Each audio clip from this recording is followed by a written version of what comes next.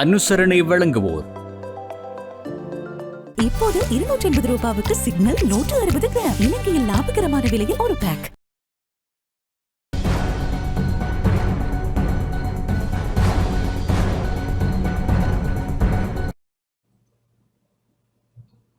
வணக்கம். டான் தமிழொலியின் இரவு நேர பிரதான செய்திகள். முதலில் தலைப்புச் செய்திகள்.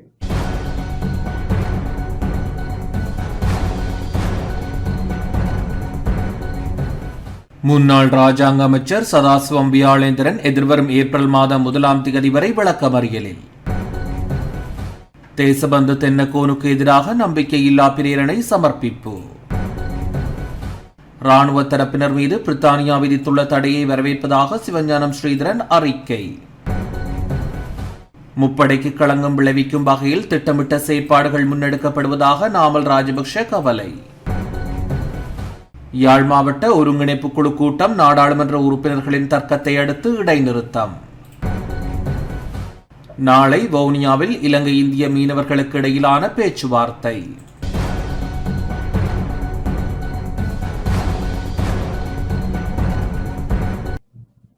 தொடர்வது முதன்மை செய்தி.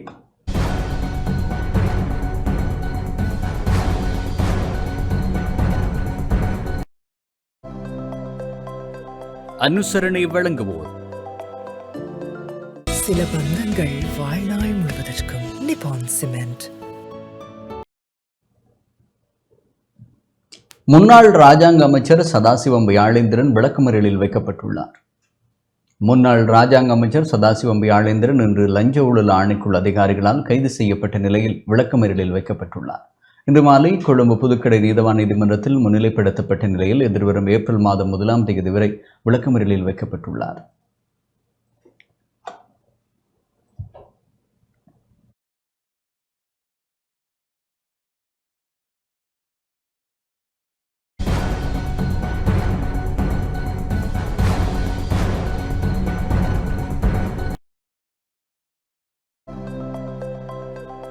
அனுசரணை வழங்கியோர். சில பந்தங்கள் வாழ்நாள் முழுவதற்கும். நிப்பான் சிமெண்ட்.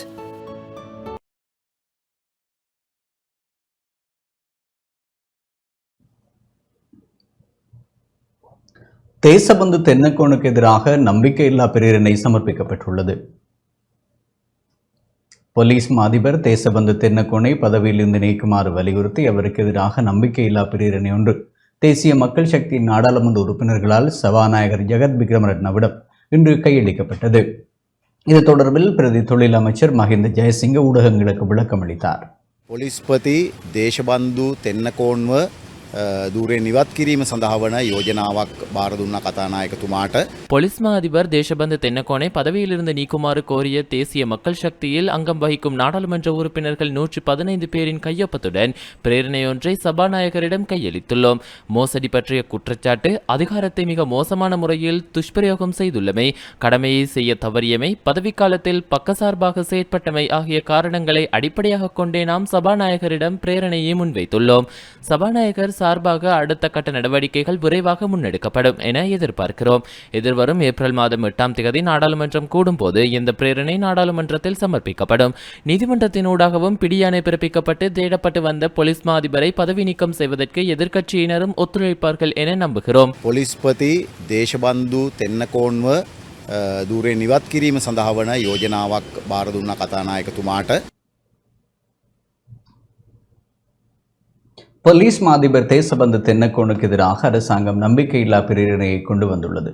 இதற்கு ஐக்கிய மக்கள் சக்தியின் தமது பூரண ஆதரவை வழங்கும் என எதிர்க்கட்சி தலைவர் சஜித் பிரேமதாச தெரிவித்துள்ளார். எதிர்வரும் දේශබන්දු තෙන්නකෝන් පොලිස්පති කරනවට විරුද්ධව අපේ ඡන්දය පාවිච්චි කරේ. நாட்டில் கடந்த அரசாங்கத்தின் போது ஐக்கிய மக்கள் சக்தி தான் தேசபந்து தென்னக்கோனுக்கு எதிரான நம்பிக்கையில்லா பிரேரணையை கொண்டு வந்தது. அன்று அரசியலமைப்பு பேரவையில் அவருக்கு எதிராக ஐக்கிய மக்கள் சக்தியை வாக்களித்தது. அரசியலமைப்பை மீறிய தேசபந்து தென்னகோன் போலீஸ் மா அதிபராக நியமிக்கப்பட்டார். இந்த அரசியலமைப்பை மீறிய நடவடிக்கைக்கு முன்னாள் ஜனாதிபதியைப் போலவே சபாநாயகரும் பொறுப்பு கூற வேண்டும். அரசியலமைப்பு பேரவையில் நடந்தவற்றை முற்றிலுமாக திரிவுபடுத்தி சட்டத்தை அப்பட்டமாக மீறிய வகையிலேயே இந்த நடவடிக்கைகள் மேற்கொள்ளப்பட்டன. அன்று தேசபந்து தென்னகோனை அரசியலமைப்பை மீறி உயரிய சட்டத்தை காலில் மிதித்து சட்டவிரோதமாக நியமிக்கப்பட்ட போது இன்று கூச்சல் போடுபவர்கள் அன்று மௌனம் காத்தனர். இவ்வாறு தாமதமாகவேனும் இந்த அரசாங்கம் இந்த நம்பிக்கையில்லா பிரேரணையை கொண்டு வருவதில் மகிழ்ச்சி அடைகிறேன். இதற்கு பூரண ஆதரவை வழங்குவேன். එකක් මේ රජයට කියන්නට ඕන. දේශබන්දු තෙන්නකෝන් පොලිස්පති හැටියට පත් இராணுவ தரப்பினர் மீது பிரித்தானியா விதித்துள்ள தடையை வரவேற்பதாக நாடாளுமன்ற உறுப்பினர் சிவஞானம் ஸ்ரீதரன் தெரிவித்துள்ளார். இலங்கை ஆயுதப்படையின் முன்னாள் தலைவர் சவேந்திர சில்வா, முன்னாள் கடற்படை தளபதி வசந்த கரணகுட, இலங்கை இராணுவத்தின் முன்னாள் தளபதி ஜகத் ஜெயசூரிய மற்றும் இலங்கை இராணுவத்தின் சார்பாக செயற்பட்ட துணை இராணுவ குழுவான கருணா குழுவின் தலைவர் விநாயகமூர்த்தி முரளிதரன் ஆகியோர் மீது பிரித்தானியா விதித்துள்ள தடை ஈழத்தமிழர்களின் நீதிக்கான தேடலின் நம்பிக்கைக்கேற்ற எனவும் அந்த அறிவிப்பை வரவேற்பதாகவும் நாடாளுமன்ற உறுப்பினர் சிவஞானம் ஸ்ரீதரன் தெரிவித்துள்ளார். இன்று பிரித்தானிய உயர்ஸ்தானிகர் ஆலயத்திற்கு அனுப்பி வைத்த கடிதத்தில் இவ்வாறு குறிப்பிட்டுள்ளார். எதிர்வரும் செப்டம்பரில் இடம்பெறவுள்ள ஜெனீவா அமர்வுகளுக்கு முன்னதாக இனப்படுகொலையின் பங்குதாரர்களான 4 மீது பிரித்தானிய அரசு விதித்துள்ள பயணத்தடை காலம் தாழ்த்தியாவது தமிழர்களுக்கு நீதி கிடைக்கும் என்ற நம்பிக்கையை மீள ஆரம்பித்திருக்கிறது. இலங்கையில் குறிப்பாக வடகிழக்கு தமிழர்கள் மீது பேரினவாத அரசு வலிந்து நடத்திய போரின் போதும் மோசமான மனித உரிமை மீறல்கள், நீதிக்கு புறம்பான கொலைகள், சித்திரவதைகள், பாலியல் வன்முறைகளில் ஈடுபட்ட இந்த 4 பேர் மீதும் பிரித்தானிய அரசு விதித்திருக்கும் தடையையும் சொத்து முடக்க அறிவிப்பையும் சர்வதேச நீதி கோரும் பயணத்தில் தமக்கு கிடைத்திருக்கும் ஒரு சிறிய நம்பிக்கை ஒளிக்கீற்றாகவே ஈழத்தமிழர்கள் பார்க்கிறார்கள். 80 வருடங்களுக்கு மேலாக கேட்பாரற்று படுகொலை செய்யப்பட்ட தமிழ் தேசிய இனத்தின் எண்ணங்களுக்கும் இறந்து போன ஆத்மாக்களுக்கும் இந்த தடை அறிவிப்பு தமக்கான நீதியின் கதவு திறக்கும் என்ற நம்பிக்கையை கொடுத்திருக்கிறது. காலனித்துவ ஆட்சி முடிவில் சுதேசிகளான தமிழர்களின் இறைமையை பறித்தோர் இனவாதிகளிடமிருந்து ஒப்படைத்துச் சென்றமை வரலாற்று தவறு என்பதை உலகம் இப்போதாவது உணர தலைப்பட்டிருப்பது வரவேற்கத்தக்கது என நாடாளுமன்ற உறுப்பினர் சிவஞானம் ஸ்ரீதரன் தெரிவித்துள்ளார்.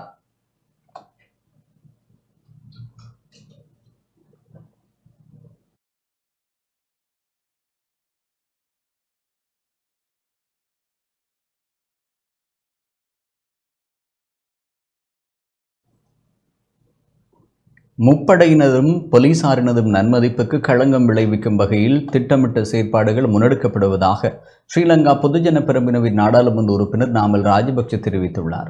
கொழும்பில் இன்று ஊடகங்களுக்கு கருத்து வெளியிடும் போதே அவர் இவ்வாறு குறிப்பிட்டார். දේශපාලඥයන්ට වඩා බැටකන්නේ රටේ හමුදාව. ඍජුවම චෝදනා වෙල්ල වෙන්නේ පොලිසියට සහ හමුදාවට. நாட்டில் சிங்களவர்களுக்கும் தமிழர்களுக்கும் இடையில் யுத்தம் இடம்பெற்றதாக கூறுவதற்கு பலர் முயற்சிக்கிறார்கள். சிங்கள மக்களுக்கும் விடுதலை புலிகளுக்கும் இடையில்தான் பிரச்சினை இருந்தது. ஆதலால் தவறான தோற்றப்பாட்டை உருவாக்குவதற்கு நாம் இடம் அளிக்க மாட்டோம். படைத்தரப்பின் முக்கியஸ்தர்களுக்கு பிரித்தானியா தடை விதித்துள்ளமை குறித்து ஜனாதிபதியோ அல்லது வெளிவிவகார அமைச்சோ இதுவரை தமது நிலைப்பாட்டை தெரிவிக்கவில்லை. ஆரம்ப காலங்களில் பயங்கரவாத செயற்பாடுகளில் ஈடுபட்ட மக்கள் விடுதலை முன்னணியையும் விடுதலை புலிகள் அமைப்பையும் தூய்மைப்படுத்துவதாகவே ஒரு சில செயற்பாடுகள் அமைந்துள்ளன. இதன் மூலம் முப்படையினர் மற்றும் போலீசாரின் நன்மதிப்புக்கு களங்கம் விளைவிப்பதை நாம் ஏற்றுக்கொள்ள மாட்டோம். දේශපාලඥයන්ට වඩා බැටකන්නේ රටේ හමුදාව. ඍජුවම චෝදනා වෙල්ල වෙන්නේ පොලිසියට සහ හමුදාවට.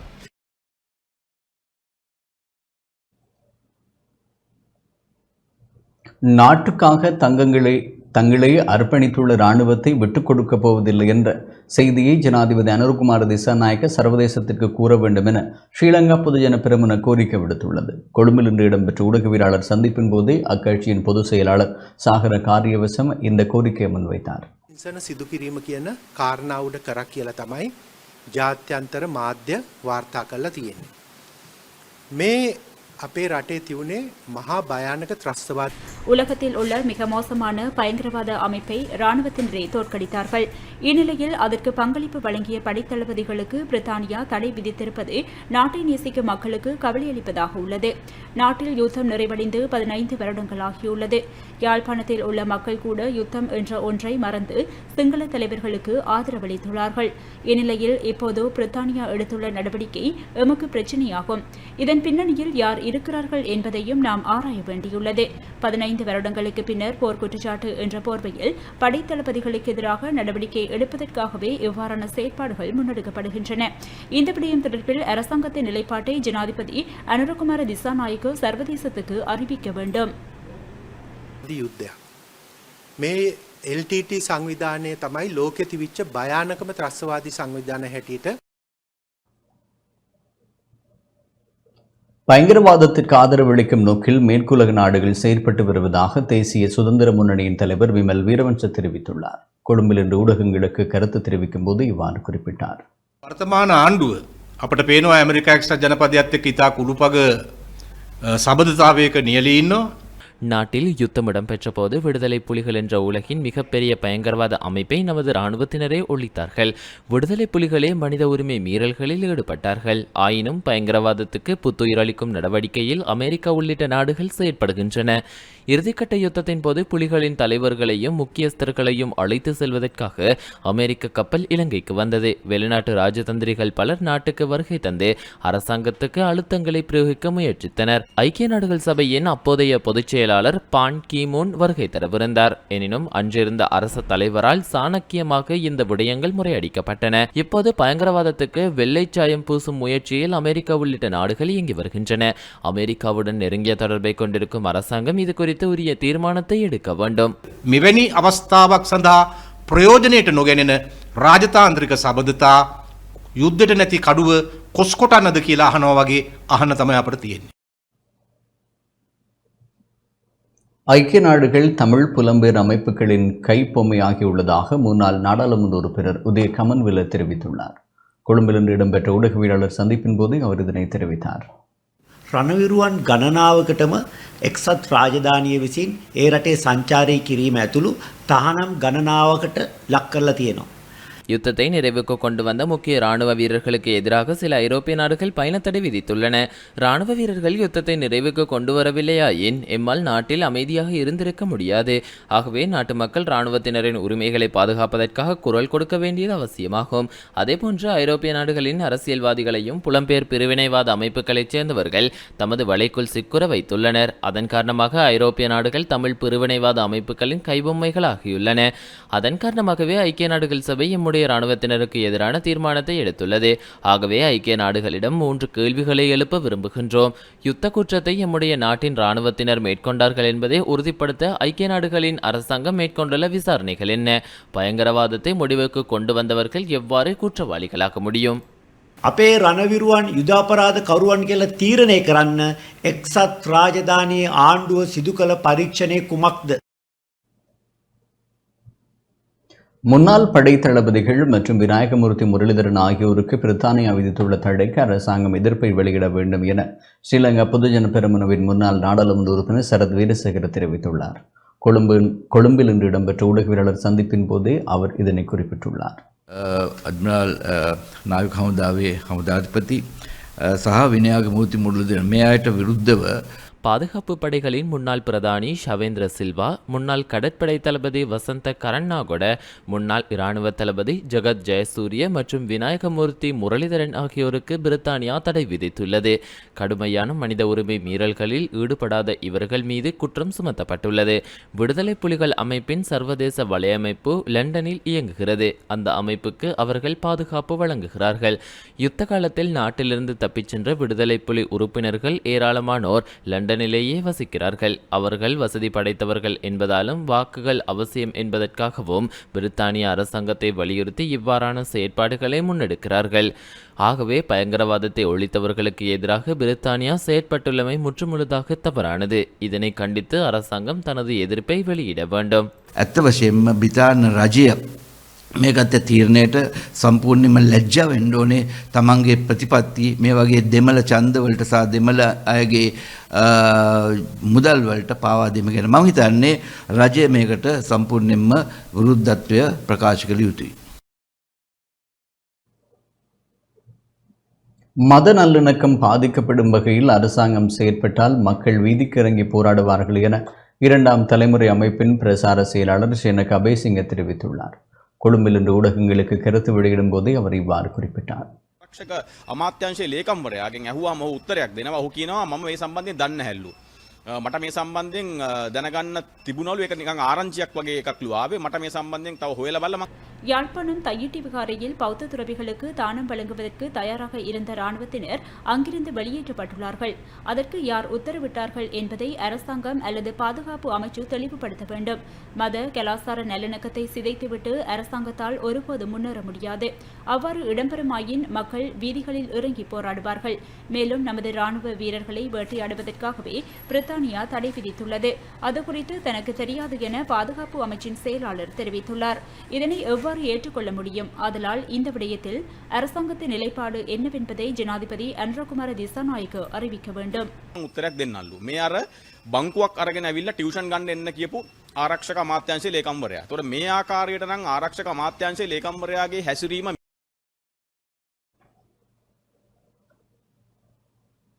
இலங்கையின் உள்நாட்டு போரின் போது மனித உரிமை மீறல்கள் மற்றும் துஷ்பிரயோகங்கள் தொடர்பில் பொறுப்பு கூற வேண்டிய நபர்கள் மீது பிரித்தானியா தடைகளை விதித்துள்ளது. அதன்படி உள்நாட்டு போரின் போது சட்டவிரோத கொலைகள், சித்திரவதைகள் மற்றும் பாலியல் வன்முறை உள்ளிட்ட கடுமையான மனித உரிமை மீறல்கள் தொடர்பாக 4 பேர் மீது தடைகள் விதிக்கப்பட்டுள்ளன. அதன் அடிப்படையில் முன்னாள் இராணுவ தளபதிகளான ஜெனரல் சவேந்திர சில்வா மற்றும் லெப்டினன்ட் ஜெனரல் ஜெகத் ஜெயசூரிய மற்றும் முன்னாள் கடற்படை தளபதி வசந்த கருணாகுட ஆகியோர் மீது தடை விதிக்கப்பட்டுள்ளது. அதேபோல விடுதலை புலிகள் இயக்கத்தில் பணியாற்றிய விடுதலை புலிகளின் கிழக்கு ஆயுத பிரிவின் தலைவராக இருந்த விநாயகமூர்த்தி முரளிதரன் என்ற கருணா அம்மானுக்கு இதில் உள்ளடங்கப்பட்டுள்ளார். அதன்படி அவர்கள் ஐக்கிய ராஜ்யத்திற்கு பயணம் செய்ய தடை விதிக்கப்பட்டுள்ள நிலையில் அந்த நாட்டிற்கு அவர்கள் வைத்திருக்கும் சொத்துக்கள் பறிமுதல் செய்யப்படும் எனவும் அறிவிக்கப்பட்டுள்ளது.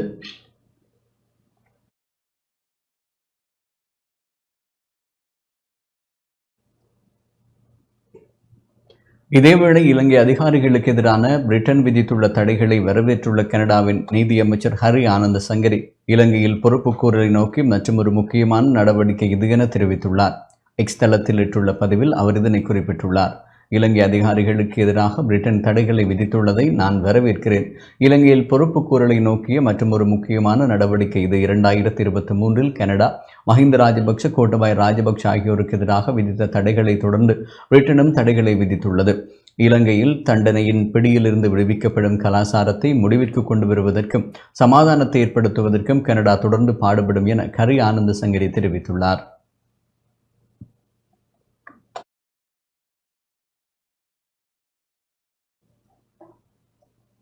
யாழ் மாவட்ட ஒருங்கிணைப்பு குழு கூட்டம் நாடாளுமன்ற உறுப்பினர்களின் தர்க்கத்தை அடுத்து இடைநிறுத்தப்பட்டது.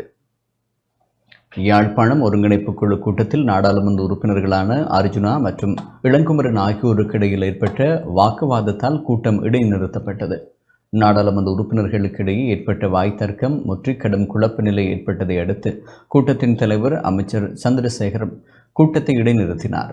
யாழ் மாவட்ட ஒருங்கிணைப்பு குழு கூட்டம் ஒருங்கமைப்பு குழு தலைவர் அமைச்சர் ராமலிங்கம் சந்திரசேகரன் தலைமையில் மாவட்ட செயலக கேட்போர் கூடத்தில் இன்று காலை ஆரம்பிக்கப்பட்டது. கூட்டத்தின் ஆரம்பம் முதலே தேசிய மக்கள் சக்தி நாடாளுமன்ற உறுப்பினர்களான இளங்குமரன் மற்றும் ரஜீவன் ஆகியோருக்கும் நாடாளுமன்ற உறுப்பினர் அர்ஜுனாவிற்கும் இடையே வாக்குவாதங்கள் இடம்பெற்று வந்தன. ஒரு கட்டத்தில் இந்த வாக்குவாதங்கள் முற்றி இளங்குமரனும் அர்ஜுனாவும் அநாகரிகமான வார்த்தை பிரயோகங்களால் முரண்பட்டு கொண்டதை அடுத்து கூட்டம் இடைநிறுத்தப்பட்டது.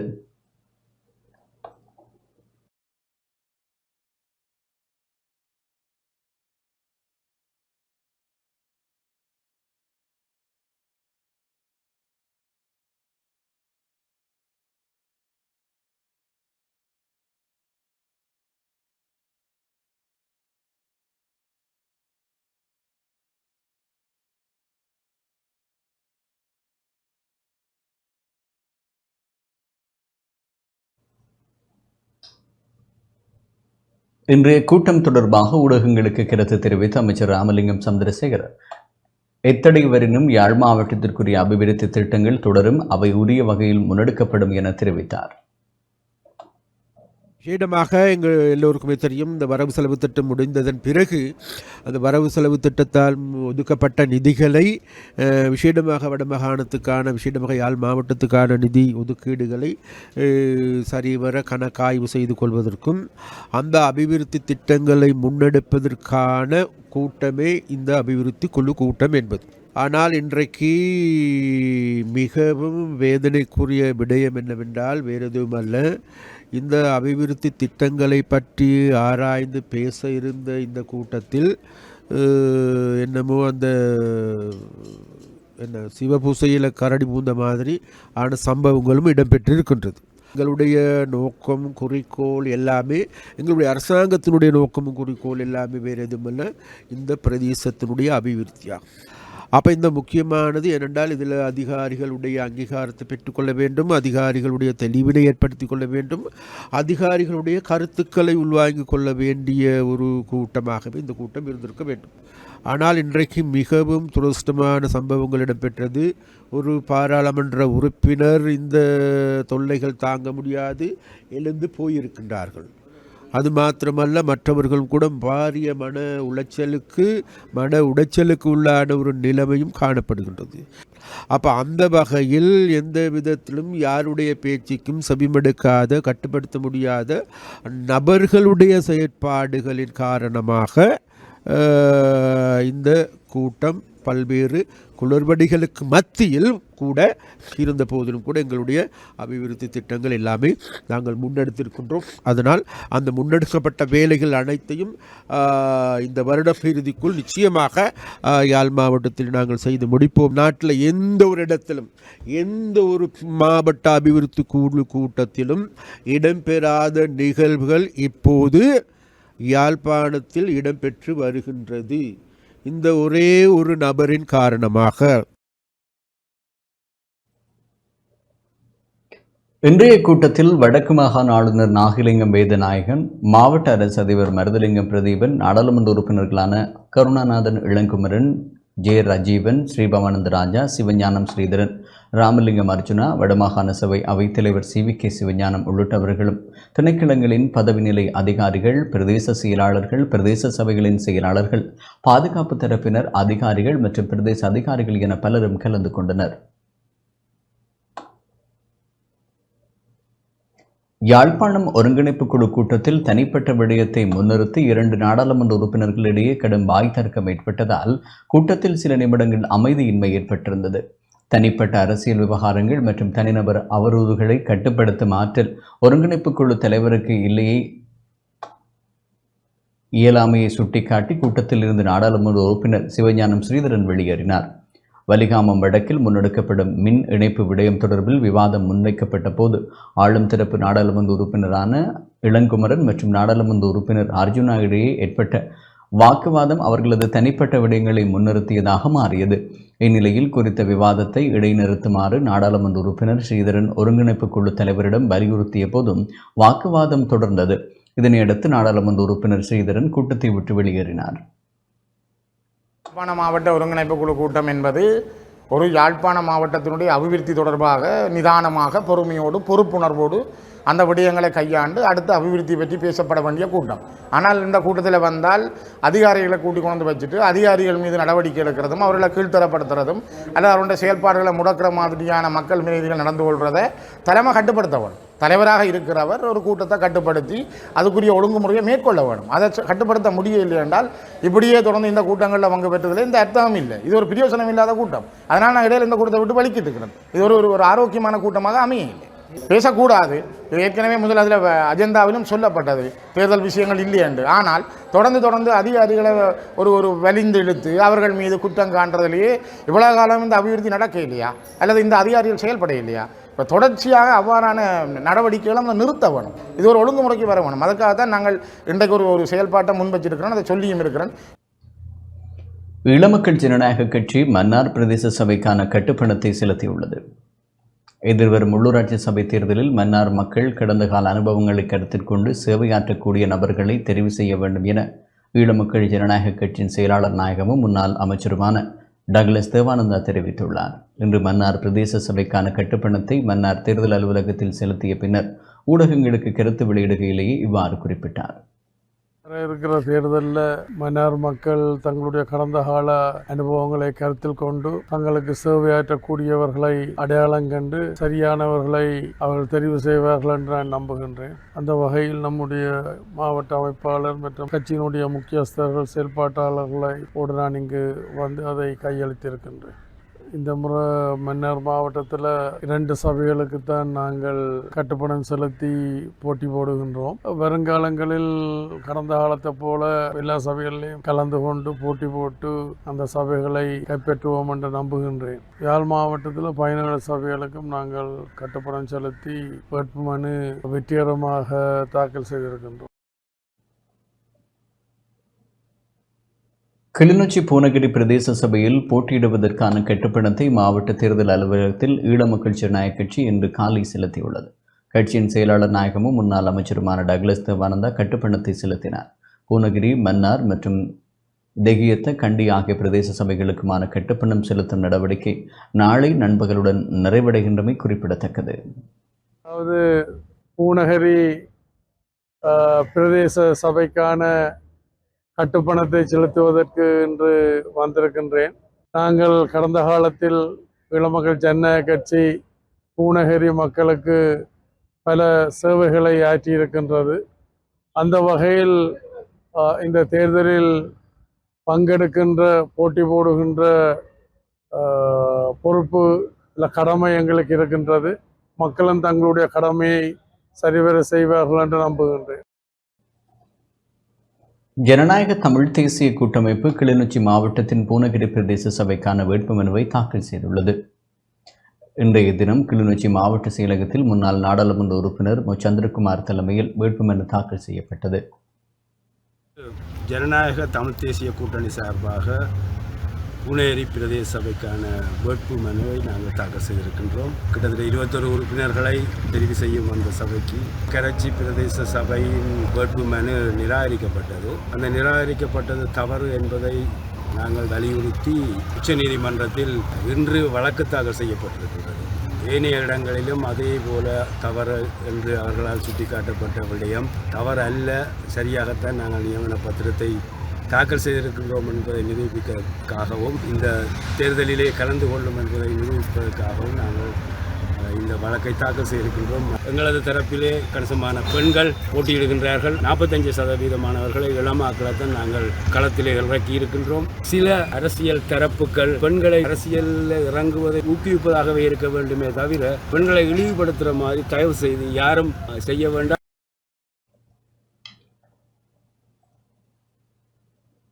இலங்கை இந்திய மீனவர்களுக்கு இடையிலான பேச்சுவார்த்தை நாளை வவுனியாவில் இடம்பெற உள்ளது. இலங்கை இந்திய மீனவர்களுக்கு இடையிலான பேச்சுவார்த்தை நாளை வவுனியாவில் இடம்பெறவுள்ள நிலையில் இந்திய மீனவ குழுவினர் இன்று யாழ்ப்பாணத்திற்கு வருகை தந்துள்ளனர். தமிழ்நாடு ராமநாதபுரம் மாவட்டத்தைச் சேர்ந்த இயேசுராஜா, ஆல்விஸ், சகாயம், ஜஸ்டின், ஜெர்மனியஸ் ஆகியோர் அடங்கிய 5 பேர் கொண்ட குழுவினர் இன்று யாழ்ப்பாணம் சர்வதேச விமான நிலையத்தை வந்தடைந்தனர். ஏற்கனவே வருகை தந்த நாகப்பட்டினத்தைச் சேர்ந்த சுரேஷ் என்பவர் இலங்கையில் இருப்பதனால் அவருடன் சேர்ந்து 6 பேர் பேச்சுவார்த்தையில் பங்கேற்றுள்ளனர். இந்த பேச்சுவார்த்தை நாளை வவுனியாவில் காலை 10 மணிக்கு ஆரம்பமாக உள்ளது. இலங்கை மீனவர்கள் சார்பில் யாழ்ப்பாணத்தைச் சேர்ந்த சுப்பிரமணியம் ராமச்சந்திரன், அன்னராசா வர்ணகுலசிங்கம், முல்லைத்தீவு சேர்ந்த மரியராசா, மன்னாரைச் சேர்ந்த சங்கர் மற்றும் ஆலம், கிளிநொச்சியைச் சேர்ந்த பிரான்சிஸ் மற்றும் அந்தோனி பிள்ளை உள்ளிட்ட 12 பேர் கொண்ட குழுவினர் பேச்சுவார்த்தையில் பங்கேற்க உள்ளனர்.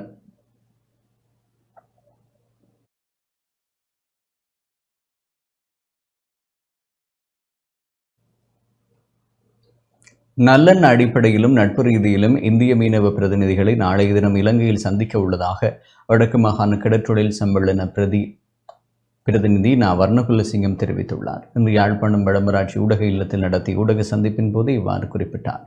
மன்னாரில் ஒரு 3-4 பேர், கிளிநொச்சியிலிருந்து ஒரு 3 பேர், முல்லைத்தீவிலிருந்து 2 பேர், யாழ்ப்பாணத்திலிருந்து ஒரு 5-6 பேர் இதில் சந்திக்கிறதாகவும், யாழ்ப்பாணத்தில் வந்து ஒவ்வொரு சமாச ஏரியாவிலேருந்து ஒவ்வொரு ஆளை எடுத்தும் அதில் போய் கலந்து கொள்றதுமாக எங்கள் ஒரு தகவல் வந்தது. அப்போ நான் கேட்டனால இது எந்த அடிப்படையில் நாங்கள் இவர்களோட சந்தித்து எங்கள் இது வந்து ஒரு நல்லெண்ண அடிப்படையில் நாங்கள் நட்பு ரீதியான ஒரு கலந்துரையாடல் உண்டு. இன்றைக்கு அவர்கள் தென்னிலங்கை இந்தியாவிலேருந்து எங்கள் தமிழ் உறவுகள் இந்தியாவில் வருகின, சிறையில் இருக்கிற மக்களையும் பார்க்குறதாகவும், வேறு சில செய்திகளுக்காக வருகின எங்களோட கலந்துரையாடல் ஒன்று செய்வதற்கு கேட்டதுக்கு நாங்கள் நட்பு ரீதியில் எங்கள் இந்த இந்தியா தமிழ் உறவுகள் என்ற ரீதியிலேயும் நட்பு ரீதியிலேயும் நாங்கள் இந்த ஒரு கலந்துரையாடலை கலந்து கொள்ள இருக்கிறோம். உண்மையின்படி நாங்கள் இங்கேருந்து ஒரு 6-7 பேர் நாங்கள் போகிறதுக்கு இருக்கிறோம். அதே மாதிரி மன்னாரிலேருந்து ஒரு 3 பேரும், கிளிநொச்சி 3 பேர், முல்லைத்தீவுலேருந்து 2 பேர் வந்து அதில் ஒரு கலந்து கொள்கிற மாதிரி தான் ஒரு முடிவு எடுக்கப்பட்டிருக்கு.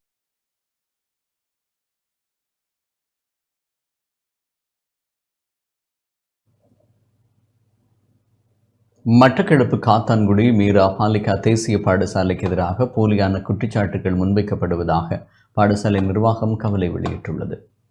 மட்டக்களப்பு காத்தான்குடி மீரா பாலிகா மகாவித்தியாலய தேசிய பாடசாலைக்கு எதிராகவும் அப்பாடசாலை நிர்வாகத்திற்கு எதிராகவும் போலியான பல குற்றச்சாட்டுகள் முன்வைக்கப்படுவதாக பாடசாலை நிர்வாகத்தினர் தெரிவித்துள்ளனர். இன்று மட்டு ஊடக அமையத்தில் இடம்பெற்ற ஊடகவியலாளர் சந்திப்பின் போதே பாடசாலை நிர்வாகத்தினர் இவ்வாறு குறிப்பிட்டனர். சட்ட அதாவது சுற்றுருவத்துக்கு அமைய கல்வி அமைச்சு சுற்றுருவத்துக்கு அமைய நாங்கள் தரம் 1க்கு மாணவர்கள் அனுமதிக்கின்ற போது அவர்கள் சொல்லப்பட்ட அந்த சுற்றுருவத்துக்கு அமையத்தான் நாங்கள் அந்த மாணவர்களை நாங்கள் தேர்ந்தெடுக்கின்றோம். இவ்வாறான சந்தர்ப்பங்களில் தேர்ந்தெடுக்கின்ற போது சில மாணவர்கள் அந்த தகமைக்கு உட்படாதவர்களாக இருக்கின்றபடியால் அவர்கள் தெரிவு செய்யப்படுவது அவர்களுக்கு இயலாமல் போகின்றது.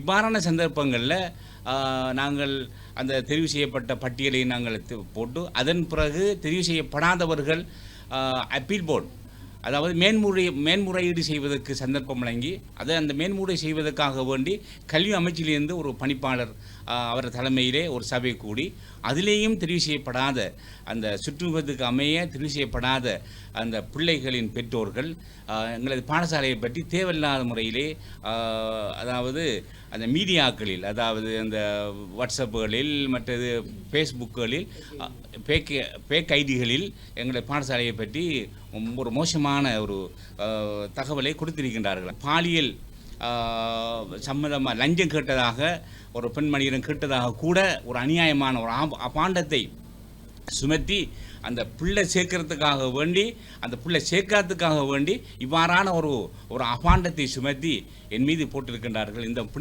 புனிதமிக்க ரமலா மாதத்திலே இவ்வாறான அபாண்டங்கள் சுமத்துவதற்கு இறைவனின் தண்டனை அது சொல்ல முடியாது. அந்த அளவுக்கு நான் அந்த அனைத்து அம்சங்களையும் இறைவனிடத்தில் நான் வழங்கியிருக்கின்றேன், கொடுத்திருக்கின்றேன். 25 விதமான மாணவர்களுக்கு 25 விதமான பழைய மாணவர்களையும் நாங்கள் இந்த பாடசாலையில் அனுமதியும் போது உள்வாங்க வேண்டும். இங்கு தான் பலருக்கு சிக்கல் வருகின்றன. இந்த பாடசாலையிலே ஏற்கனவே கற்ற மாணவர்கள் இந்த பாடசாலையிலிருந்து கிட்டத்தட்ட ஒரு 5 கிலோமீட்டர்கள் வசிக்கக்கூடும் அல்லது 2 கிலோமீட்டர்கள் வசிக்கக்கூடும். அவர்களை நாங்கள் இந்த அனுமதியும் போது உள்வாங்குவோம். பாடசாலை ஒரு குறித்த தூரத்தில் உள்ள குறித்த வெட்டுப்புள்ளியை பெறாத போது அவர் அதிலிருந்து நீக்கப்படுவார். ஆனால் அவர் எதிர்பார்க்கிறார் 2 கிலோமீட்டர்கள் உள்ள எடுத்திருக்காங்க, எங்களை எடுக்கல. இதுதான் இந்த சகல சர்ச்சைகளுக்கு காரணமான விஷயம். இது அரசாங்க சுற்று நிறுவனம் இதை நாங்கள் 100% ஃபாலோ பண்ண வேணும். அப்போ இந்த விஷயங்களை விளங்கி கொள்ளாதவர்கள் அல்லது விளங்கியும் விளங்காதவர்கள் பாடசாலைக்கு எதிராக தூரத்தில் உள்ளால் சேர்த்திருக்காங்க, எங்களை சேர்க்கவில்லை என்கிற அந்த குற்றச்சாட்டை வந்து பாடசாலையும் சமர்ப்பிக்கணும்.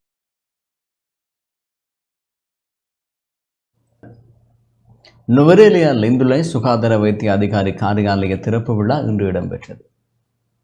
லிந்துலை சுகாதார வைத்திய அதிகாரி காரியாலயம் நுவரேலியா மாவட்ட நாடாளுமன்ற உறுப்பினர் வைத்தியர் மதுரை செனவரட்னவின் பங்கேற்புடன் இன்று திறந்து வைக்கப்பட்டது.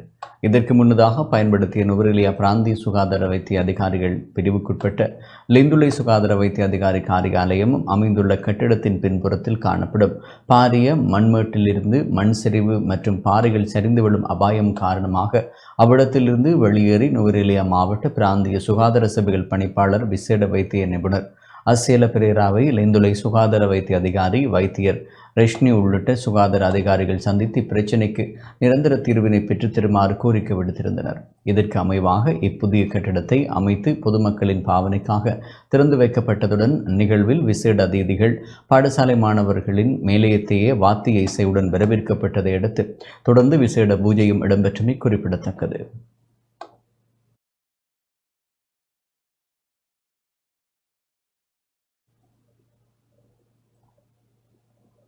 நாட்டில் கொலை கலாச்சாரம் வலுப்பெற்றுள்ளது என எதிர்க்கட்சித் தலைவர் சஜித் பிரேமதாச தெரிவித்துள்ளார்.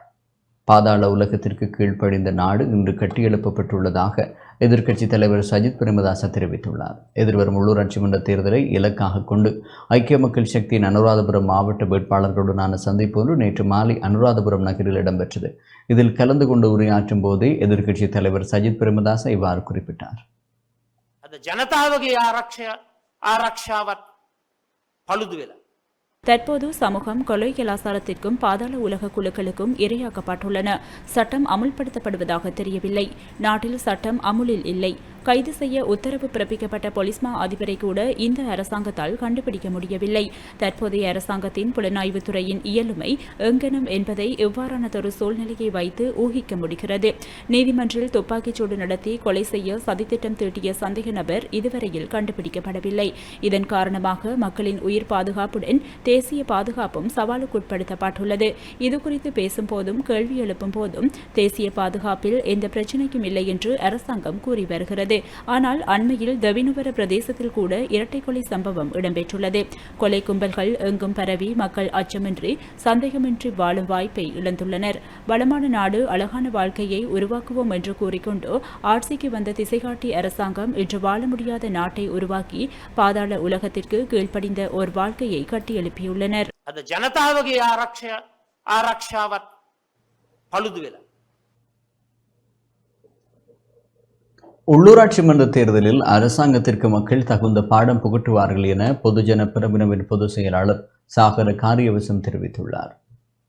கிராமத்தின் அதிகாரத்தை மீண்டும் கைப்பற்றுவோம் என ஸ்ரீலங்கா பொதுஜன பெரமுனவின் பொதுச் செயலாளர் சாகர காரியவசம் தெரிவித்துள்ளார். பொதுஜன பெரமுனவின் காரியாலயத்தில் நேற்று இடம்பெற்ற ஊடகவியலாளர் சந்திப்பின் போதே அவர் இவ்வாறு குறிப்பிட்டார்.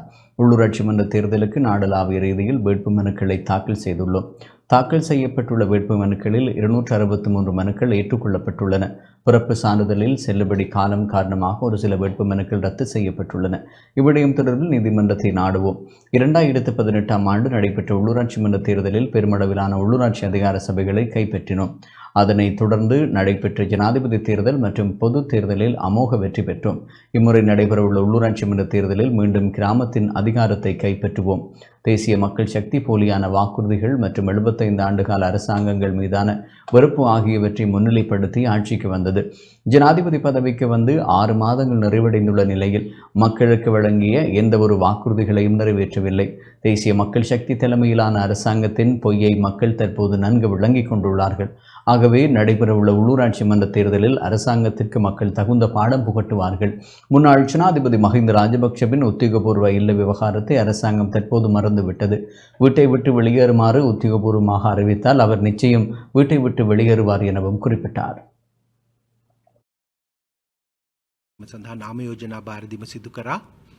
එහිදී පළාත් පාලන ආයතන 263ක් සඳහා අපේ නාම යෝජනා පිළි අරගෙන තියෙනවා. ඒ වගේම පළාත් පාලන ආයතන කීපයක් සඳහා අපි භාර දුන් නාම යෝජනා ප්‍රතික්ෂේප වෙලා තියෙනවා. ඒ බොහොමයක් නාම යෝජනා காசநோய் விழிப்புணர்வு செயலமர்வு யாழ்ப்பாணம் பருத்தித்துறையில் இடம்பெற்றது.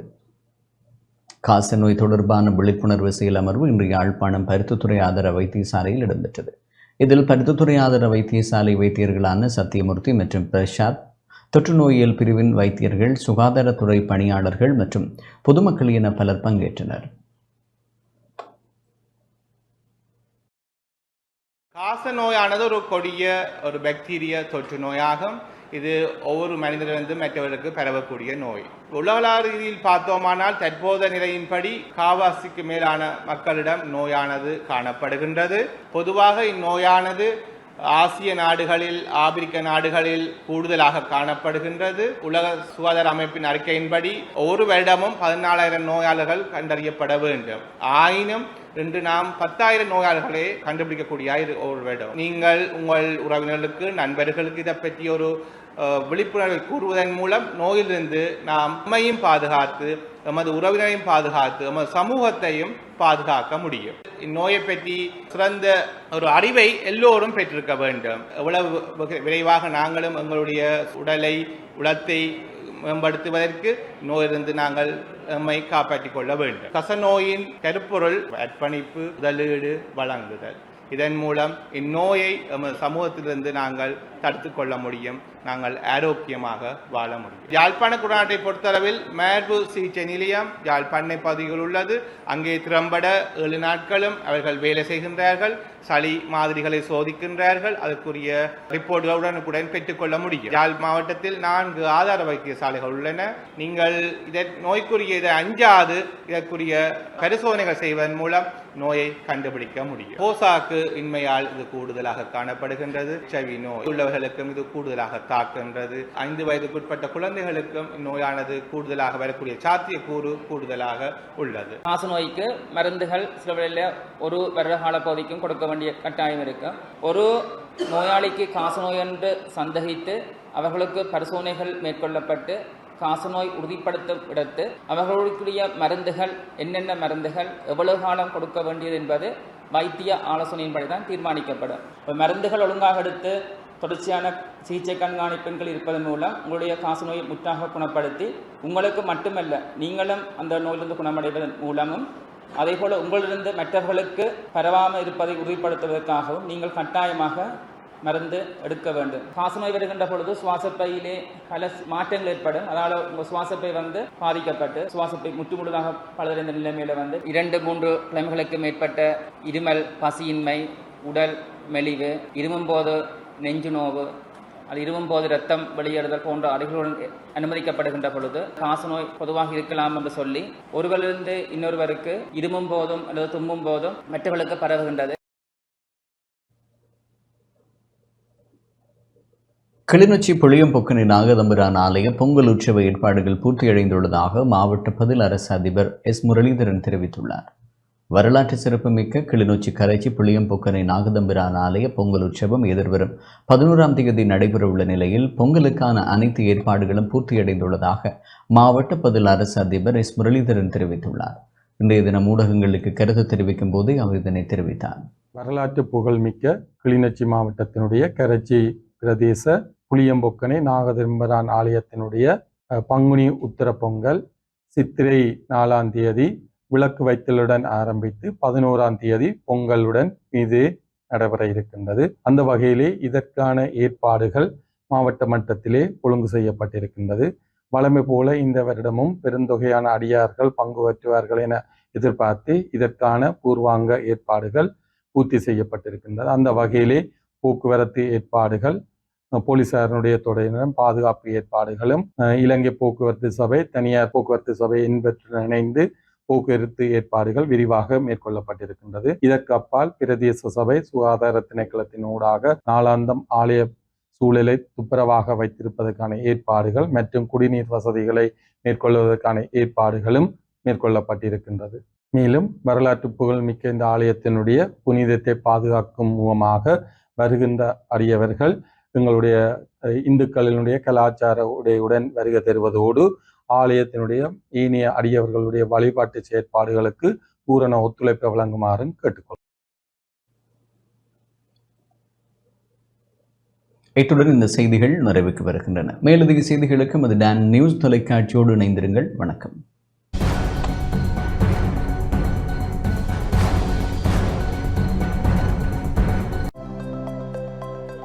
அனுசரணை வழங்கியோர்.